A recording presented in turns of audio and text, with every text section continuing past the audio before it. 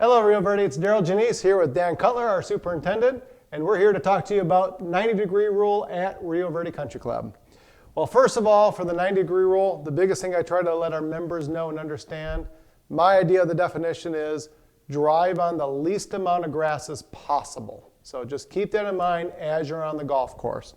As you can see, our beautiful hole that we have drawn here today, we have in the front cart, we have Dan and Tara. In the back cart, we got Dave and I. And as you can see, we've already hit our tee shots.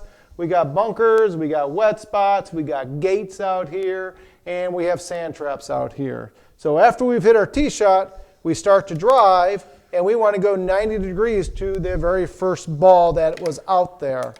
And Dan, do we want to drive through the wet spot? Absolutely not. All right, so that means we're going to have to drive around it and get to the nearest point of area where we're going to get to my drive. And after I've hit my tee shot, and I've hit my second shot, next place we got to go to is to Dave's ball, who's my cart partner. So Dave's right here, but rather than driving back to the cart path and then back to his ball, we drive on less grass if we just drive straight up to his golf ball. Dave will hit his shot, and then when we're done, this is where we'll drive back to the cart path. Dan has hit his tee shot here, and after he's done with his tee shot, Tara's golf ball's way up here. So as soon as Dan is done hitting his second shot, he should be driving back to the cart path, and then driving up the cart path and over to the golf ball where Tara hit her tee shot. That's our concept of driving on the least amount of grass. Some of the other things you have to watch on the golf course, stakes. So as you can see, we have Tara's shot here, and then we have Dan's second shot here. He was a little short of the green, as you can see. After Tara plays her golf shot, Tara's going to be driving, and you got to be very careful. Just because the stakes are right there, it's showing you not to drive in that area. But try not to drive too close to the edges because the wetness in the area may have gone a little further than the stakes. So keep away from it. Drive around the spot so this way we're not doing any damage to the golf course.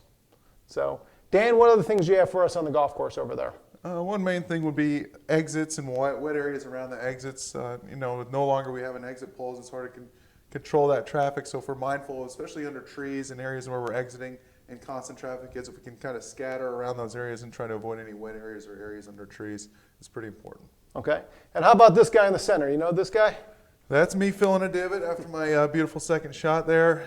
One thing I want to reiterate with filling divots is it's important when we're filling a divot, if you take a side view of the turf, the divots here, turf here, it's pretty important just to fill the divot up level with the earth. That way, when we're coming by with the mowers, we're not taking a bunch of sand. So make sure we're not filling it even with the turf or even mounding it, because those can create problems as far as filling in the turf in that area as well as damaging reels on the equipment.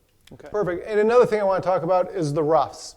I know a lot of us come back from the Midwest where they ask us to drive our carts in the rough, and that's actually the worst spot we can drive our carts. Yes, you may drive out their carts if our golf ball is out there, but we want you to get back into the fairway as soon as possible. And don't use the roughs as another cart path, which they do sometimes in the Midwest. They ask you to just drive straight up the roughs, and that's fine. Here, that's what we don't want to do because our roughs are dormant, and that's where the most damage is going to happen. Your fairways actually have ryegrass that's still growing. It's easier to repair. So yes, you may drive out in the roughs, but please do not use the roughs as cart paths. So thanks for keeping Rio Verde great. See you on the golf course.